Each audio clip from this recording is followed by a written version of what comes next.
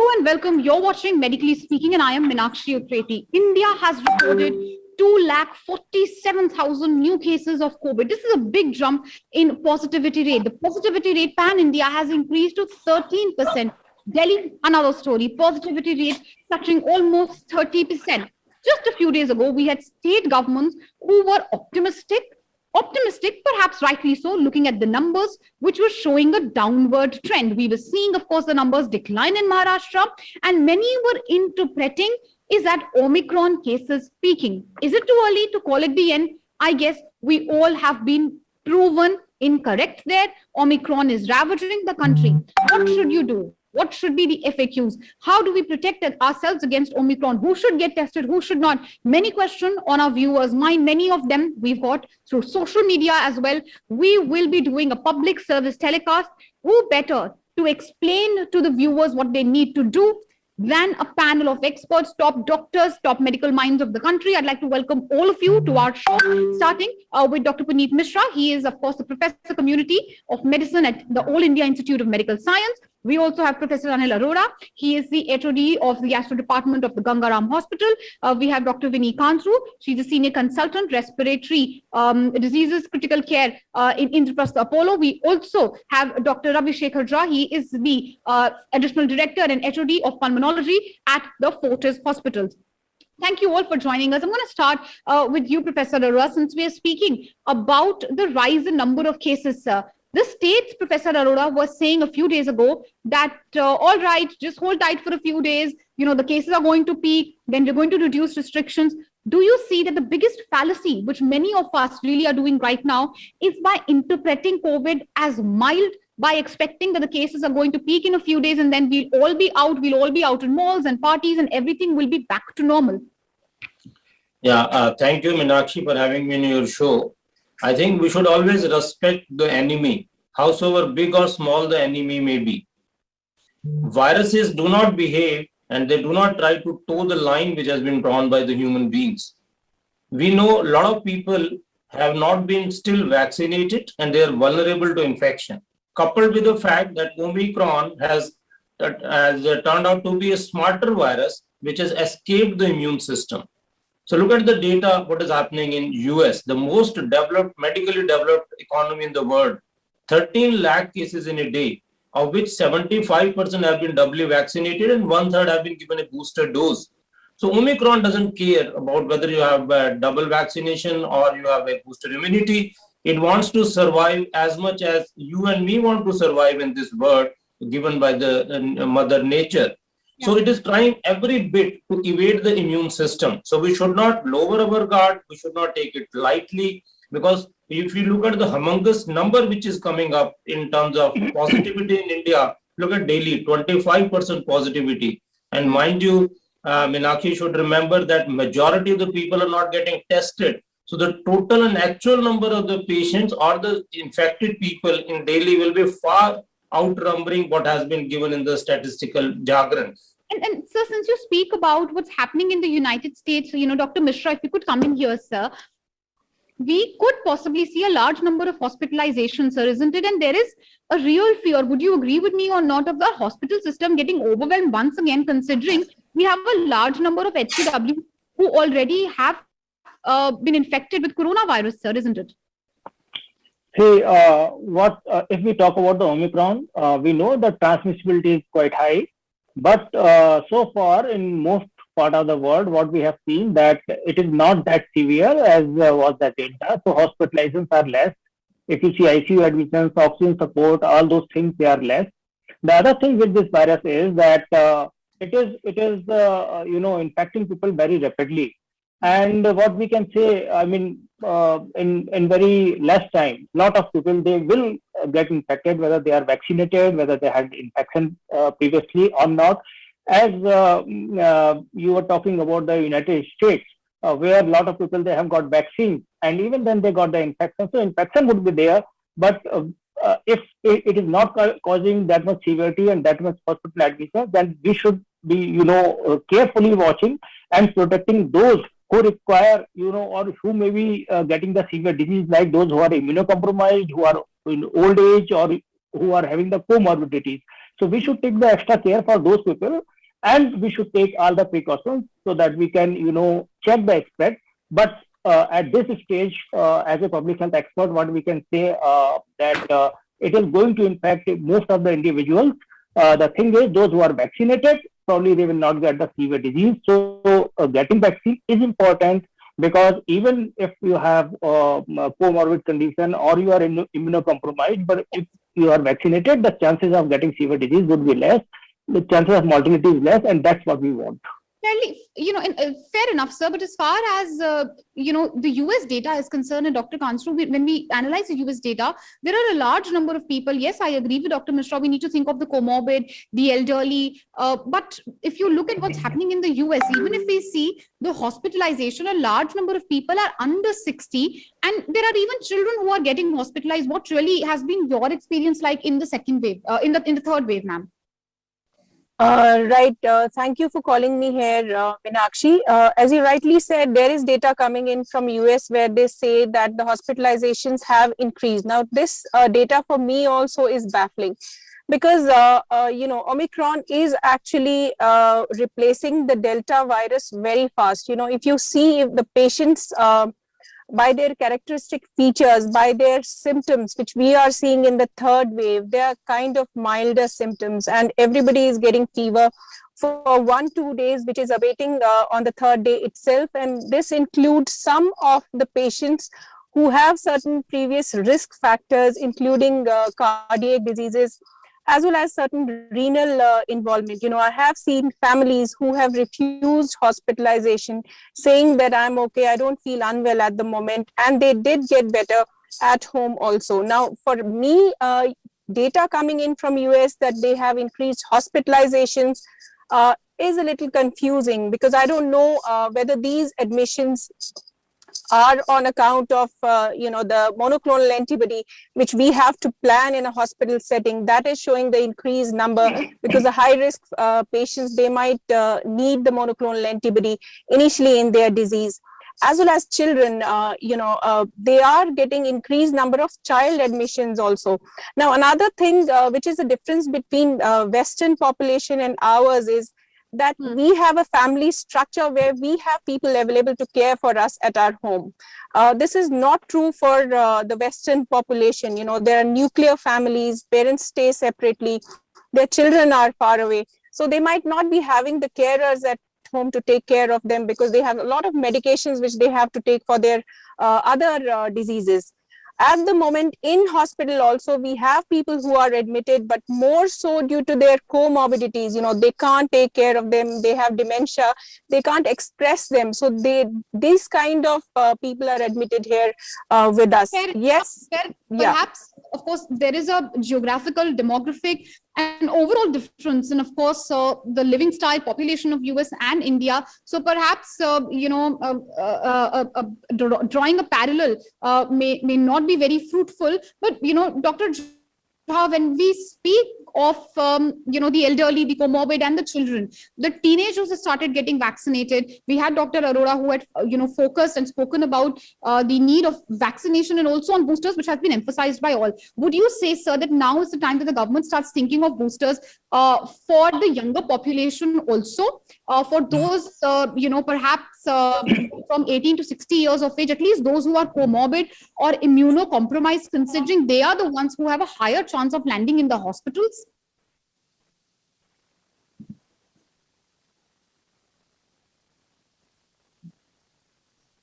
Dr. Jha, can you... So very right. So in my all those who have chance of progressing into... Can you hear me now? Yes, now I can hear you. Please go ahead, sir. Yeah. So all those who have comorbidity or who are elderly, they are the people who are more at risk of going to severe disease. So priorities should be like the way that all those who are chance of going to severe disease should be given booster dose in the beginning. And it is slightly premature to say booster dose is working or not, if it is right time to give booster doses to younger generation or not. Because younger generation, last year also we had seen that they were not going to critical disease too early. Okay. So I think only elderly and those with comorbidity should be given booster dose at this moment, not for teenagers. All right. That's a very interesting, take which you have, that perhaps we should think of. And Dr. Arora, what's your point of view on that? Perhaps instead of jabbing teenagers, we should have first jabbed the comorbid, the immunocompromised population. Absolutely. Meenakshi, if you see in US alone, the only population, subpopulation, which has not been given even a single dose of vaccination is the kids between the age of 2 to 5 years. Short of that, everybody has been given vaccination, including 5 years and above. Now, with this rampaging Omicron wave, they're also planning to jab the younger population. But fact remains, if you are given a choice of vaccinating adult population and those with comorbidity, vis-a-vis children who by default have a good T cell response and good immune response and are unlikely to come down with severe illness, obviously the priority has to go to the unvaccinated adults as well as those who are having comorbidities. But I think India is a different country in the sense we have enough of doses. It's not that we do not have enough doses to inoculate everybody. But I think the government has done a good job of trying to stagger the need for boosters, starting with medical workers, frontline workers, then going on to the comorbid people. And they have also given the drive for vaccinating people from children from 15 to 18 years. I'm sure they are going to come down to younger children also. Yes, I agree with you, sir, to a certain extent, if not fully, that yes, India has had a staggered approach and that has worked. You cannot have a panic situation where there could be a shortage of doses. Also, Dr. Mishra, recently we know that the government has changed its testing, quarantine, other guidelines. The idea we all understand to free up resources and to ensure the neediest get it. But how do you react to the government saying that not everyone needs to get tested? So if I develop symptoms, how do I even know if I have Omicron or not? If I'm to sit tight, am I to just assume that I have Omicron? How does that work, sir? I think you asked a very good question and a very relevant question. The guidelines which Government of India and ICMR they have revised, it's a really welcome step and they have taken a really wonderful step. Why to test asymptomatic?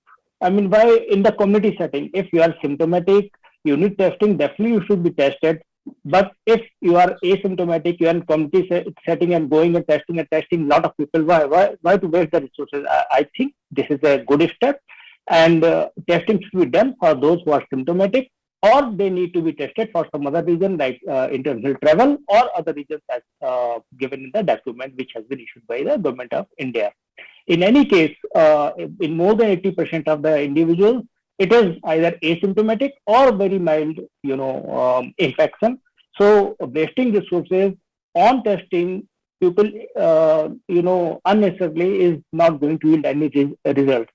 Same is for the contact tracing and other things. At this stage, if we go by the public health approach, either contact tracing and all those methods, they are not going to do, any wonders. Right now, the what we require is the mitigation strategy. I mean, those who are sick, they should be treated so that we can stop the death. For the prevention, the COVID appropriate behavior and vaccine should be promoted for those people who has not been vaccinated so far. And as Dr. Arora said, that those who are, either immunocompromised or at old age or with comorbidity should get the booster dose, and then children and other people as well in the coming time. All right. So you spoke about two things, treatment and of course vaccination. But Dr. Kantru, we will be discussing, of course, these two aspects as well. But to focus first of all on the testing protocol, yes, I agree with Dr. Mishra that the move will offer a breathing space to the healthcare facilities, and that's understood. I can understand the pressure, which is there on all of you doctors. I wonder how you've been taken out, these 30 minutes to talk to me. But at the same time, ma'am, as a layman, if I get cold, if I get cough, and I'm not comorbid, I'm in my early 20s or 30s, what should I do? I don't know anyone who gets cold or cough these days and is not getting tested. Everyone, irrespective of the guidelines, the day you get a cold, even if you have a slight fever, you are going to get tested, and that is the way to isolate. Right, Meenakshi. I would agree with Dr. Mishra by saying that asymptomatic do not need to be aggressively tested, because the prime reason is asymptomatic are unlikely to spread the disease as compared to the symptomatic people, because primarily the disease has to spread by air, if you are very close to a person. For that, you have to cough or at least sneeze to increase the number of viral particles into the air. So this step has been very well thought of, that those who are asymptomatic are unlikely to spread the disease as compared to symptomatic. Now, if you are 20, if you have cough and cold and you have fever also, in our daily practice, we have seen people who are symptomatic despite having 3 or 4 cases in the same family have tested negative. Now, the prime reason is most of the population is vaccinated, or they have had the disease in the past. So this changes the viral properties quite a lot, because people who have been vaccinated have their own immunity to get down the viral numbers to so less that they are not picked up by your viral swab. So this step is well thought of. But yes, if you are symptomatic, which even means a cough or cold, you have some kind of scratchy throat, that is symptomatic disease. That is not asymptomatic. Just because you have mild kind of symptoms cannot be labeled as asymptomatic. Now, this is primarily to take the load off your healthcare system and your testing also. Those who require testing should be given priority in place of people who are asymptomatic. But as far as the testing, capacity is concerned, it's still below, of course, the mark of 2 million, ma'am. But Dr. Jha, since we are speaking of vaccination, as of course all of you are emphasizing on how vaccination not only protects ourselves, all of us against the disease severity, it also reduces death. When we speak of boosters, sir, would you say that now time has come to think of an upgradation, or should we think? Because we never know when the updation will happen. It could be, a few months or even a year or so, perhaps even more from now on. Should we speak of upgradation of the shot, or should we now first of all focus on giving a booster shot perhaps to the entire population as early as possible? No, it's all about prioritizing. So like I said earlier, priority should be to give booster dose only to those who are more at risk of going to severe disease. Now, vaccinating a huge population like India is a very, very big task. So initially the focus should be only those should be vaccinated who are more at risk of going to severe disease, like those elderly and comorbid people. And then only we should think of giving booster dose to those who are younger population, because vaccination never prevents anything. Sorry to interrupt, sir, but what about upgradation? Do you think that there is a need to upgrade the vaccine, because we have these new variants of COVID which are emerging every few months? So what we have seen in this current wave is that all those who are vaccinated are getting lesser infection. So that's, I feel that the current vaccination is working nicely. The current vaccination, the one with which India is vaccinated, is working nicely. I don't feel there is immediate need of vaccination. Yes, we can think later of mixing and matching for booster dosing, but not for routine vaccination. The vaccination that has been given so far is working very nicely. Right, so mixing and matching of booster doses, that's something which we can think of later. Of course, a large number of teenage population has already been administered Covaxin, and I don't want to predict, but we don't know if we will have enough Covaxins or not, considering a very small population has got Covaxin. But sir, Dr. Mishra, because I want to touch on multiple points and we're left with about 8 or 9 minutes for the program to close.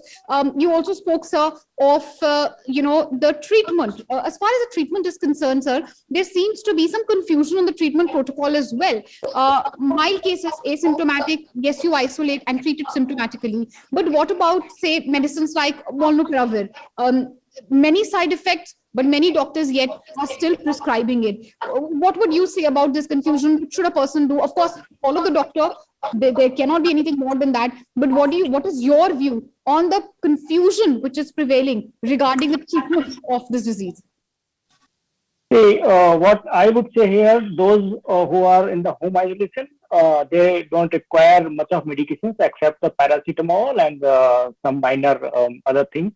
As far as those who are hospitalized, the care should be, it should be left for the treating physicians, because they know better what patient requires what kind of treatment. So they should not be forced to use this medicine or other, because they are experts. They know, the pulmonologists, they know how to treat cases. And as the disease progresses, as the condition of, one drug may be good for one patient, may not be good for other patients, right? Depending on their comorbid conditions, depending on their age, depending on other things. So it should be left on the clinicians, and we should not give any message to the public that you should take this drug on your own and it is going to treat you.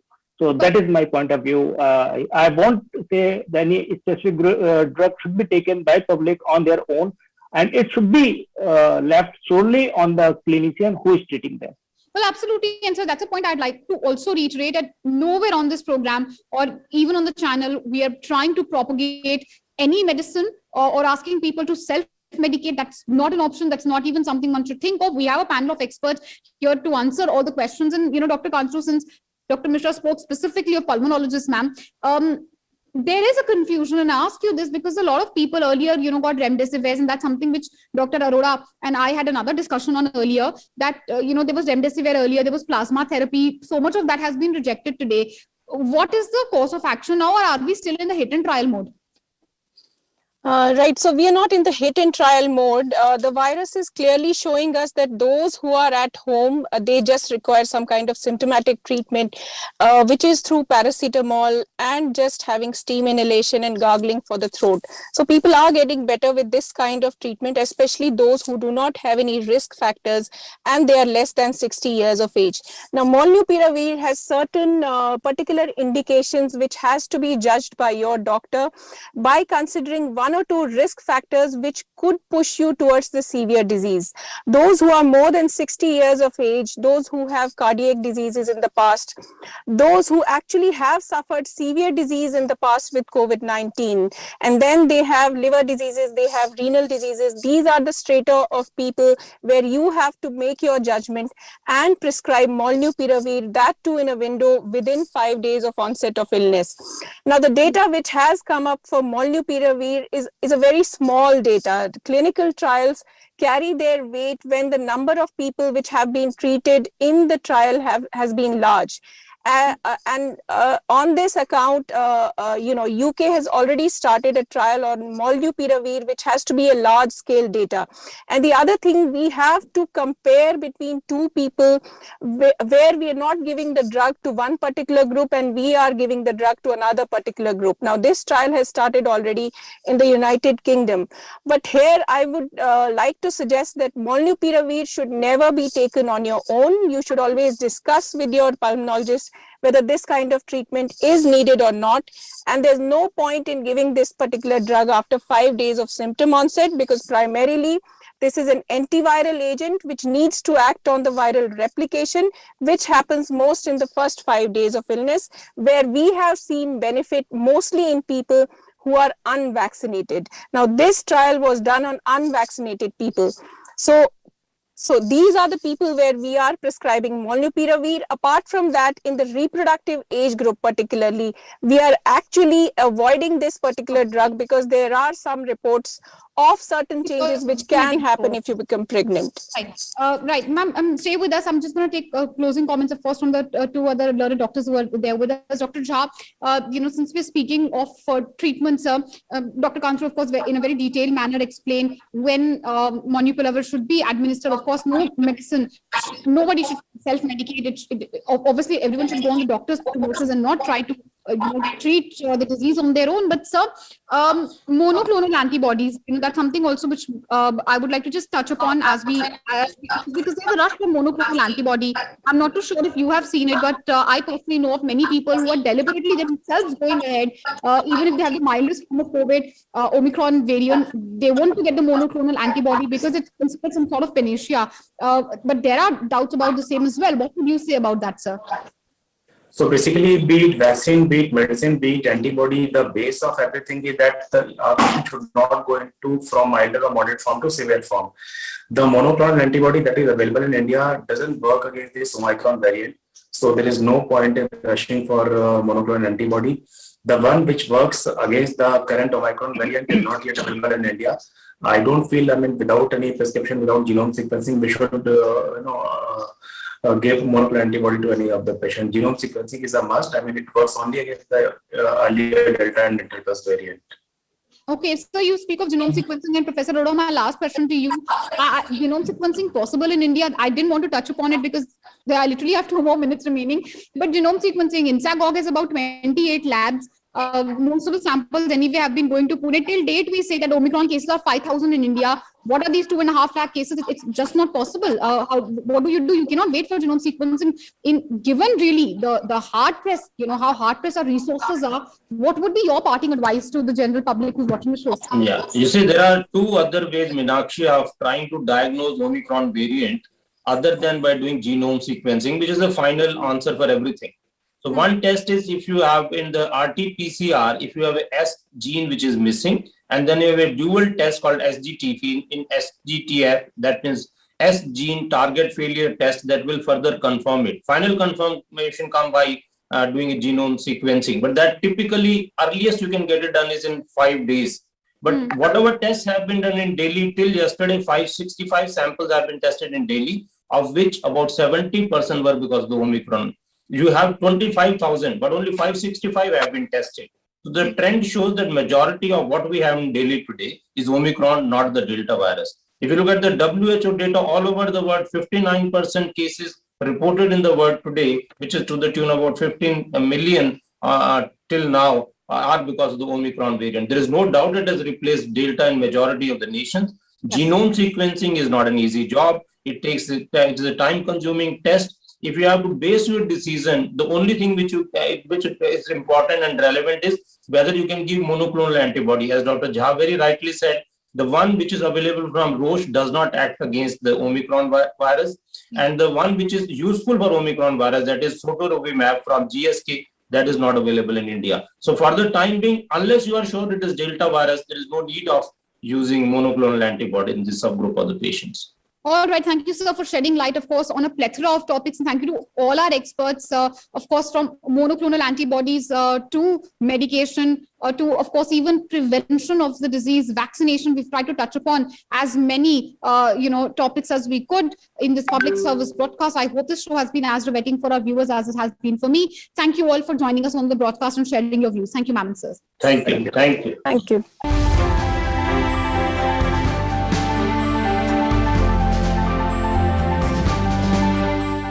For more such videos, subscribe to the NewsX YouTube channel, hit the bell icon.